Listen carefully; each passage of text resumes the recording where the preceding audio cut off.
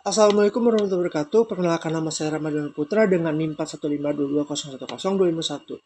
Di sini saya akan melanjutkan menjawab soal generatif AI, soal UTS nomor 2. Dalam arsitektur pembelajaran mendalam, berikut ini ada bentuk kerugian pada link berikut. Yang pertama itu kerugiannya itu ada probabilistic losses, yang kedua ada regression losses, yang terakhir ada high losses for maximum green classification. Nah, jadi pertanyaannya itu jelaskan perwakilan satu kerugian dari soal A, satu kerugian dari soal B, dan kerugian dari soal C. Baik, saya akan langsung menjawab. Untuk kerugian yang pertama itu ada kekurangan kategorikal cross-entropy atau perwakilan dari probabilitas losses. Meskipun sangat efektif untuk klasifikasi multikelas, fungsi ini memiliki kelemahan utama dalam menghadapi dataset yang tidak seimbang atau imbalance data. Yang pertama itu ada masalah dominasi kelas. Jika salah satu kategori memiliki jumlah data yang jauh lebih banyak daripada kategori lainnya, misal 90% itu gambar anjing dan 10%-nya itu gambar kucing.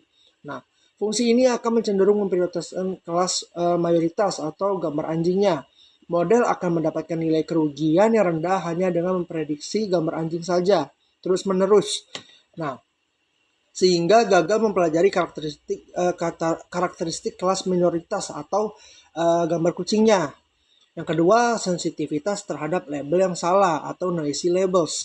Nah, karena fungsi ini mengejar probabilitas 1.0 untuk label yang benar, jika ada data yang salah label secara tidak sengaja, model akan dipaksa untuk mempelajari kesalahannya itu tersebut dengan sangat keras. Nah, yang sehingga uh, jika terus-terus mempelajari kesalahan itu yang ada dapat merusak performa keseluruhan model. Yang kedua ada kekurangan mean squared error atau MSE. Itu perwakilan dari regression losses.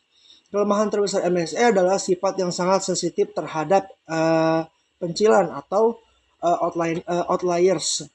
Nah, yang pertama ada efek penguadratan. Karena selisih antara prediksi dan target dikuadratkan, nilai kesalahan yang besar akan menjadi sangat ekstrim. Nah, misalnya jika ada salah satu outliers yang dengan selisih 10, nah nilai menjadi 100. Nah, hal ini akan menarik garis regresinya itu, model regresi itu secara paksa ke arah outlier tersebut, sehingga mengorbankan akurasi pada mayoritas data lainnya yang sebenarnya tuh normal. Nah, yang kedua itu ketidakstabilan pada data noise. Jika dataset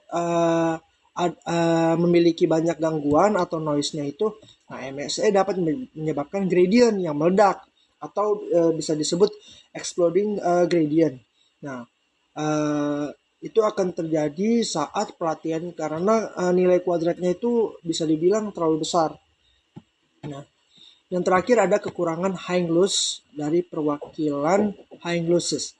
Nah, kekurangan utama dari high loss terletak pada ketidakmampuannya menghasilkan probabilitas dan sifatnya yang kaku. Nah, yang pertama itu kurangnya informasi kepastian. Nah, jadi high loss-nya hanya memberitahu apakah suatu data berada di sisi yang benar dan dari margin atau tidak. Nah, ya, ia akan memberikan nilai probabilitas 0 hingga 1. Jadi Anda tidak bisa tahu apakah model itu yakin atau ragu-ragu. Nah, saat mengambil keputusannya itu. Nah, mungkin kita bakal akan tahu keputusannya itu benar atau salahnya aja. Yang kedua adalah masalah dead zone. Nah, atau zona mati. Jika sebuah data sudah diklasifikasi dengan benar, nah, dan berada di luar margin, nilai kerugiannya menjadi 0 dan gradientnya pun juga 0. Nah, artinya model berhenti belajar dari data tersebut sama sekali. Padahal dalam beberapa kasus terus memperhalus posisi data tersebut bisa membantu model menjadi lebih stabil.